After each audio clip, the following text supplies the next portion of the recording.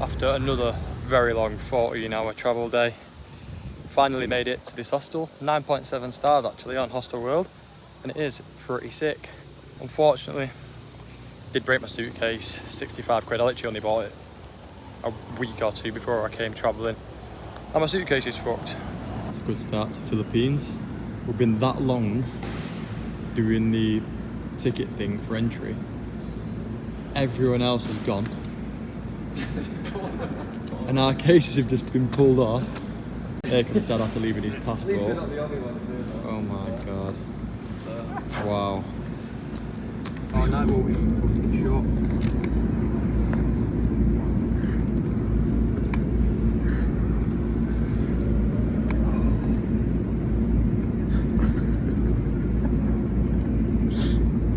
Where am I going to get a new case from now? Can't even fucking shot it. Mate, look, when I'm shooting it, he's opening the gate. You've got to be taking the piss out of me. So after all that stuff at the airport, we literally got to the hostel, rented some bikes, and about half an hour later, Andy goes and gets a puncher. We encountered our second problem of the trip. What's your name? Iman. Thank you.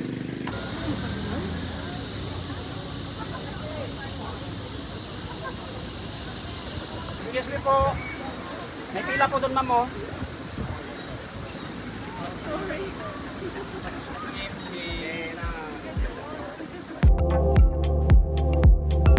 After starting the day with some UFC, I then made my way down to the Labat River cruise to meet Andy and my dad. It was actually about 35 kilometers to get there. It took a while, but the food was good and the views were even better. After that, we went to do the zip line, which was 120 meters high, and the views again, absolutely unreal. Here we have it. 3, 4, coming, 3, 4. Ready?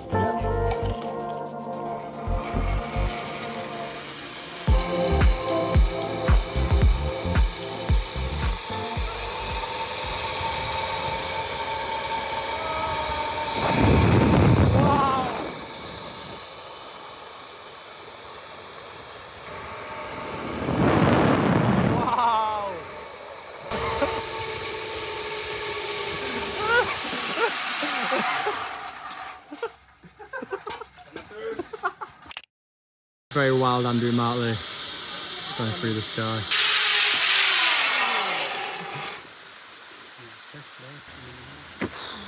Finally made it back. A very eventful day. So it's pitch black, my phone's dead, Andy's phone's dead, and I've left my dad's phone here and we're stuck in fucking middle of nowhere basically. But we finally got home, took us like an hour and a half. Hello!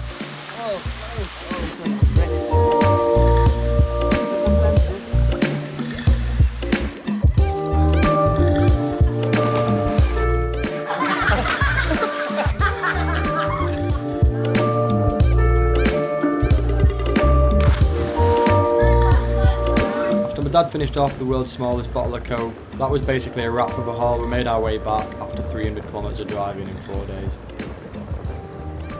Bohol, we're gonna go and 8. Probably should have done an extra day. Loads today, but everything's just a bit far away. Yeah, 8 out of 10. You know what, I'll go 7. I thought it was good. The island's probably just slightly too big. Labat River cruise was probably an easy 10 out of 10. I'll give it an 8. The only downfalls for me was it was just literally everything was very far apart.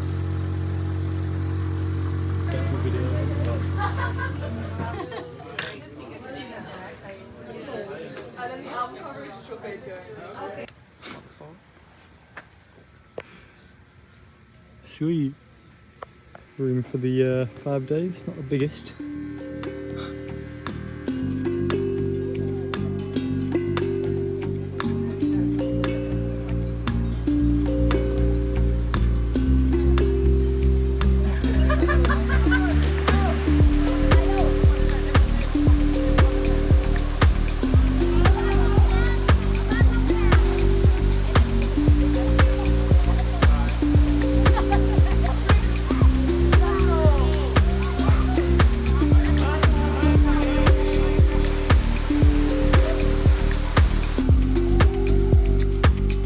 Unfortunately, I'm just an idiot. I left my key in my pocket when I was on the rope swing, and then I had to go and get a new one, which was about an hour and a half round trip. Go on, James, mate.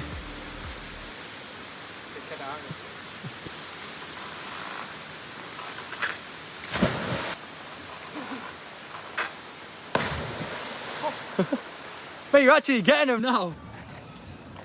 Slight problem. So Andy's got maps on, he's leading the way to go to the Enchanted Forest. And Andy's pulled in, I'm behind my dad. Dad drives completely past Andy, I've pulled in, expecting my dad to turn round. It's been like, what, 5 minutes? Yeah, a good 5 minutes, easy. And he's AWOL, and he's got no data, so. I mean, hopefully he turns up at some point, that'd be nice. But there's no sign yet, so I mean, it's not looking good. Didn't see us, he says, as he rocks up 10 minutes later. Look at it, coming from the front. Oh! Whoa!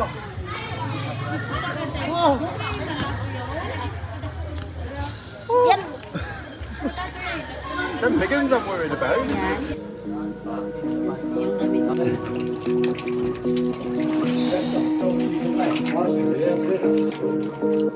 Sir, it's okay.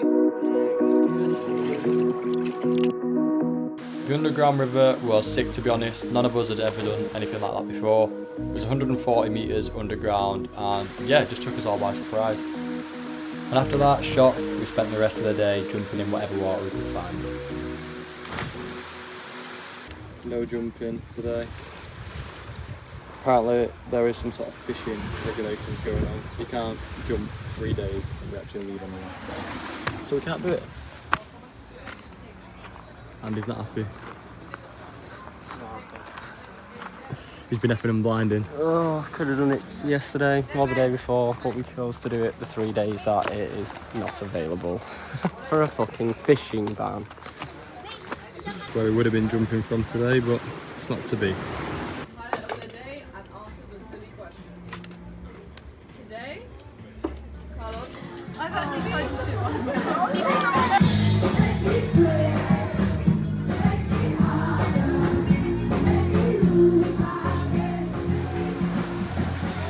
Hangover cure. Just what the doctor ordered. Well good. One thing we did all forget to mention was how good the food was in Siquijor.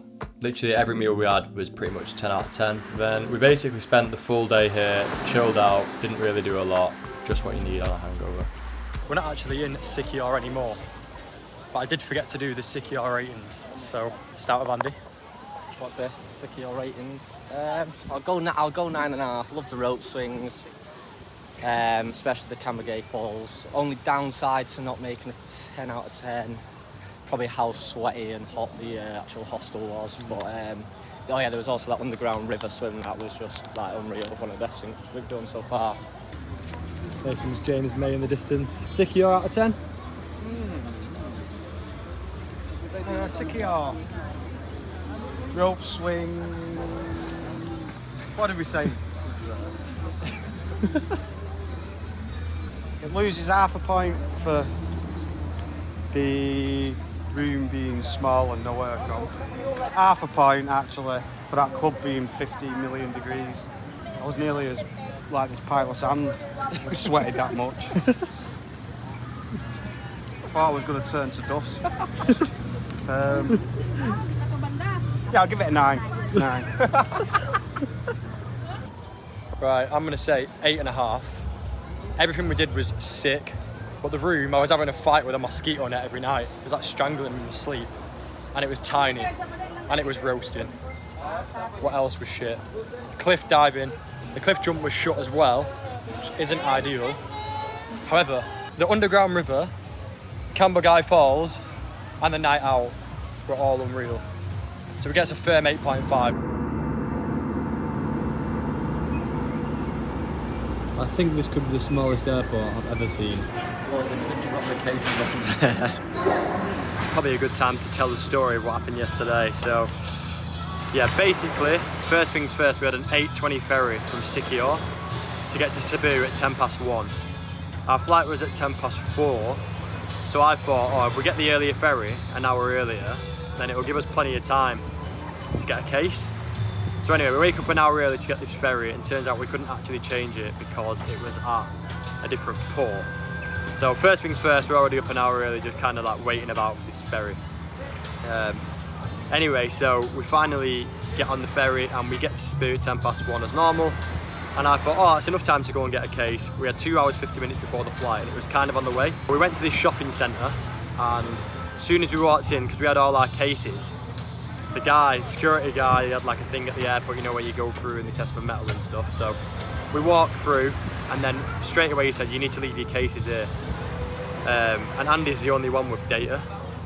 Me and my dad didn't have any, so them two waited with the cases, and I went to get a case. So I asked the guy, I was like, where do I get this case from? Where's this shop that we found? And it was actually on the first floor, but he sent me up to the 3rd floor. And this shopping centre was the biggest shopping centre I've ever seen. So I'm looking on the 3rd floor for this shop, can't find it anywhere. Realised it wasn't on the 3rd floor.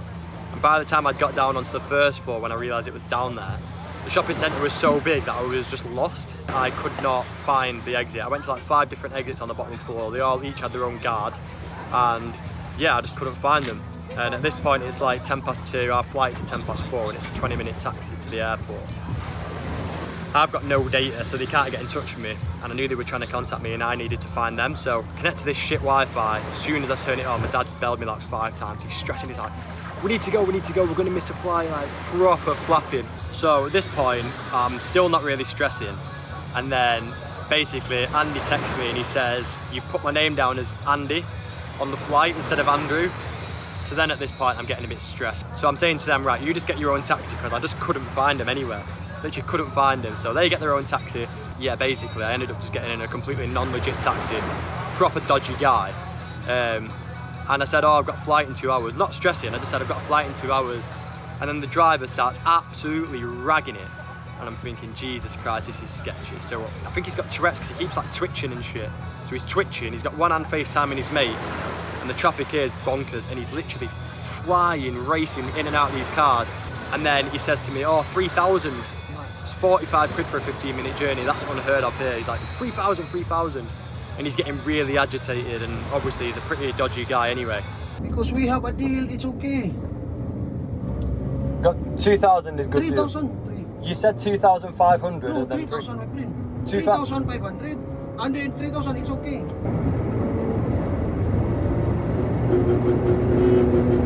Anyway, finally get there, and I give him 2,000, and he starts like shouting, and he's getting proper angry. So I was like, fuck's sake, so I thought, it's not even worth it. I'll just give him 2,700. It's an extra tenner. So I get there, we've got like an hour and 45 minutes to the flight. Made it in one piece after that dodgy taxi journey. I'm proper rushing to change all my shit in my case because Andy and my dad are just stressing the fuck out.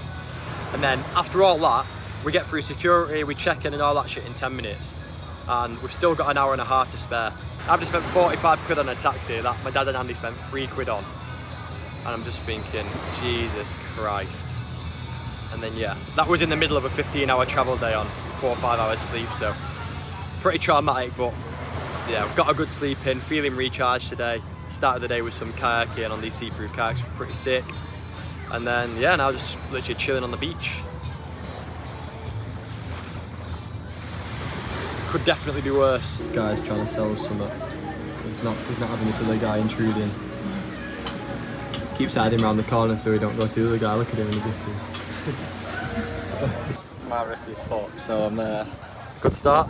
wondering how this is going to go. Not too optimistic, probably going to be in the water a couple of times, so here we go.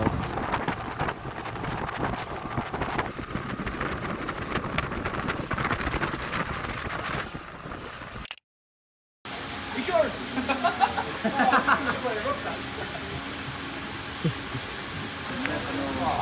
Let me off then.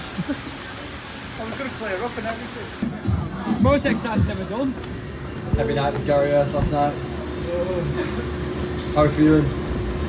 Great.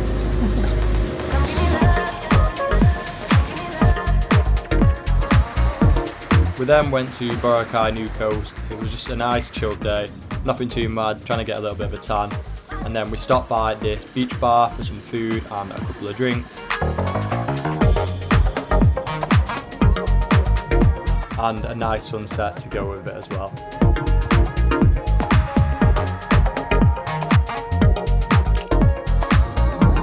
We then spent the last day in Boracay just chilling on this boat.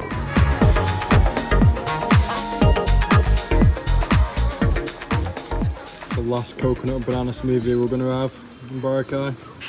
Sad day. This woman makes the best smoothies I've ever had. She's a legend.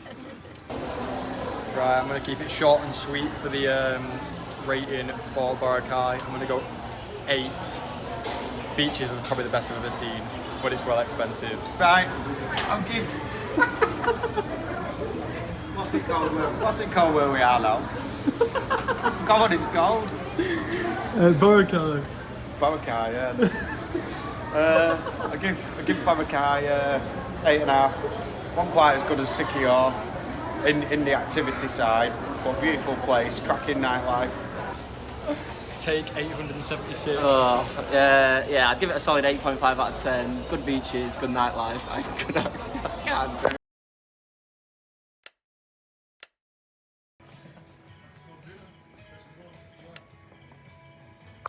Long day travelling, boxed. Few beers, pool table, and a darts board. Some fresh webs for the day of canyoneering. Ready to go. Another zip line to start the day. Love it. Fucking hell!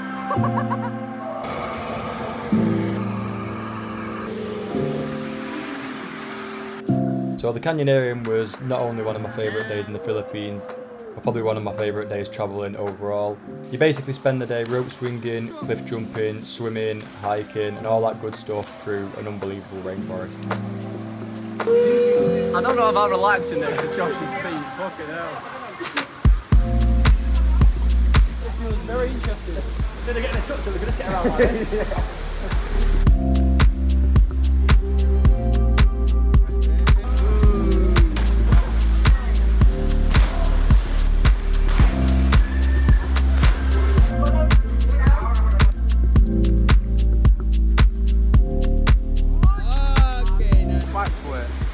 How'd you do it?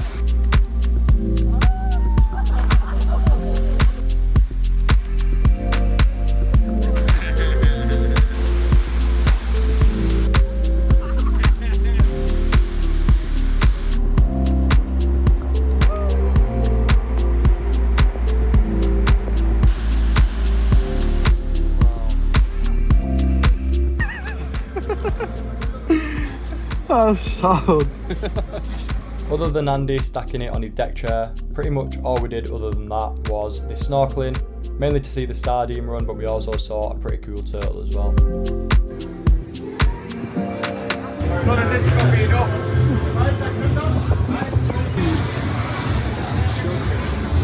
Mobile out of 10, I'll go 8.5. I thought, yeah, canyoneering was 10 out of 10 activity, and then the only downside really was the room was so hot. I got 8.5 again. I feel like I've said everywhere an 8.5. Canyoneering's sick, turtle snorkeling's sick, and what else did we see? The sardines. The nightlife was alright, but other than that, there weren't loads to do.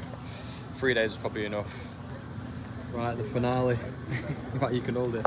Mobile, pretty good. No, I'll give it a 9. Trips were epic. That canyon thing, and then snorkeling with that turtle, that was well cool, wasn't it? Just not enough time here really, that was the only downside, but everything else spot on. This is the last moment at the airport together before I depart. Last scene. The end of an eventful 3 weeks.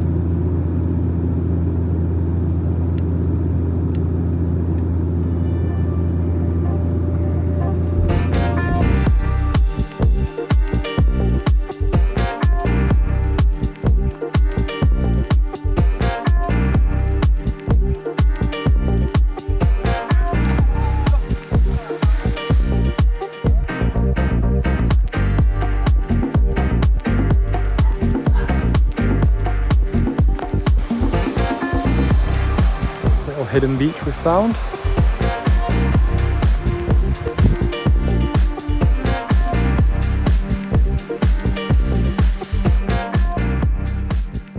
Tense game tonight. disconnected.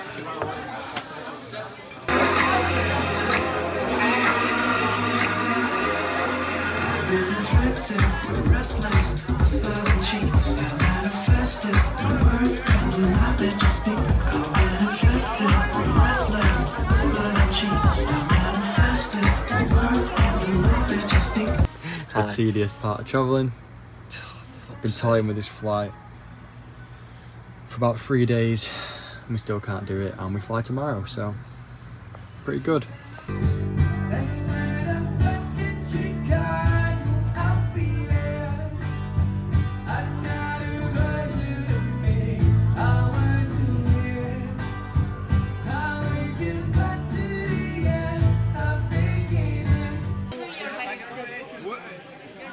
No, I'm French. I'm too late. Yeah, I know. But what do I get if I win? Spectators. Bro's not winning. Not actually. You gotta go 1, 2, 3, 4. 1, 2, 3, 4. I declare from what? Mate, quick. Right. Shargo out of 10, Mr. Martley. Gonna go 9.5. Cool vibe. Love surfing. Hostel, best one we've stayed at yet. And good music. Yeah, tunes are good. I'm also going to go a 9.5. Surfing was sick. I didn't actually think I'd enjoy it, and it was unreal. Hostel was sick, and then everyone always says Shargo is going to be the best, and it actually is. Like, there's not loads to do, but the vibe there is just fucking unreal. So yeah, Shargo 9.5. First 9.5 of the trip, so pretty good. Probably not the best idea going out last night. Left for our flight at 4. Got to bed about 3. Sweet. 2 flights to go, 7 hours. Sound.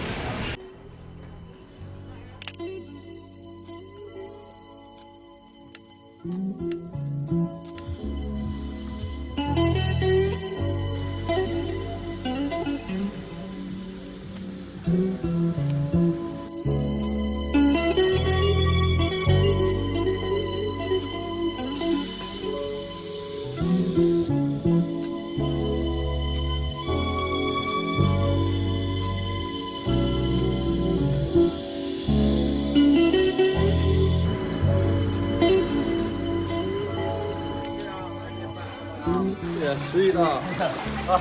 It's fucking good, isn't it?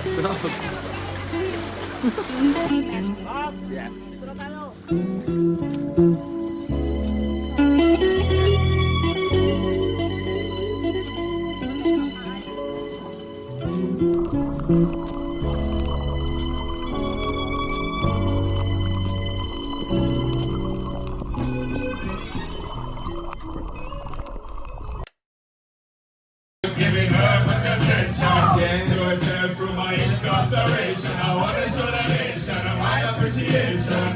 Girl, you're my angel. You're my darling angel.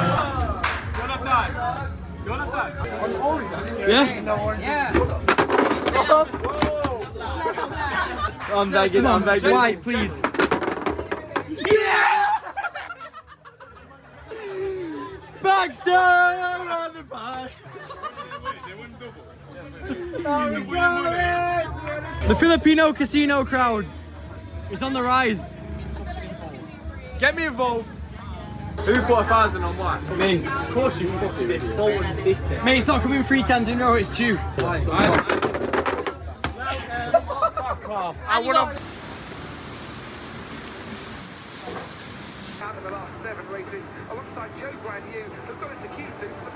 Andy, who's winning? Lando on pole. I'm gonna go Lando. I'm gonna go a nice boring Verstappen win. I reckon it'll be close, Lando on pole, but I think Verstappen gets it done.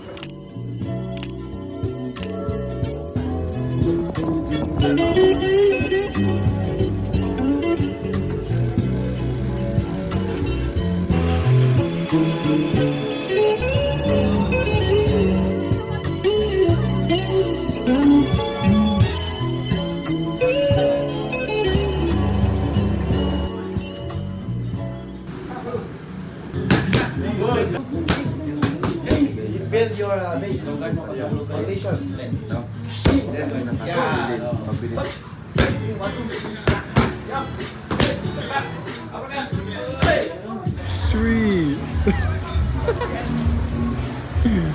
What do you reckon, Andy? Pretty sound, isn't it? The last ever time we're doing Filipino casino. Last ever one. 3 whites, here we go.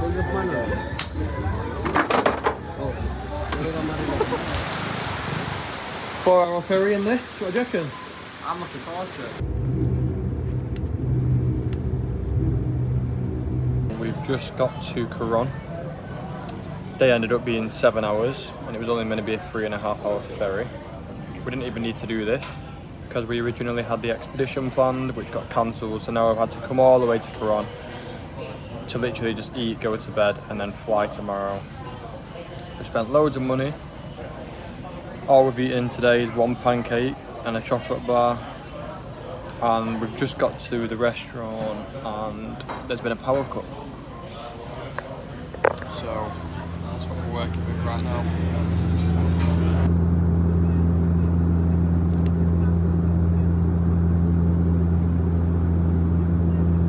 El Nido out of 10, I will give it a solid 9. Good activities, good nightlife. Really enjoyed Filipino Casino. Just unfortunate we didn't get a chance to do the boat expedition to Coron. Only downside was Toby was a bit shit and the expedition that we had planned to Coron was cancelled, so we had to go all the way to Coron to fly with no expedition. But other than that, El Nido was pretty sick, just below Siargao. Give it a 9. So Philippines is sick, the places are unreal. However, there are some downsides. So the transport and the travelling is so long and you have to pre-plan your trip because otherwise you get stitched up with really expensive flights like we've done and a lot of long travel days which were probably avoidable if we booked in advance. Another thing is it's pretty expensive, like it's actually not too dissimilar from home. If you go out for a meal it's probably going to be about £7. Obviously compared to Thailand, Bali, Vietnam and stuff, it's a lot more expensive. However, the coral, the water, the activities, you get a range of stuff to do in every place you go. So it is pretty sick. Very different to the rest of Asia. But yeah, it is a sick place, but obviously it just requires a lot more planning and a lot more money than the rest of Asia. What I did like about it though was every island we went to had its own sort of different vibe, different activities to do. So yeah, I really enjoyed it.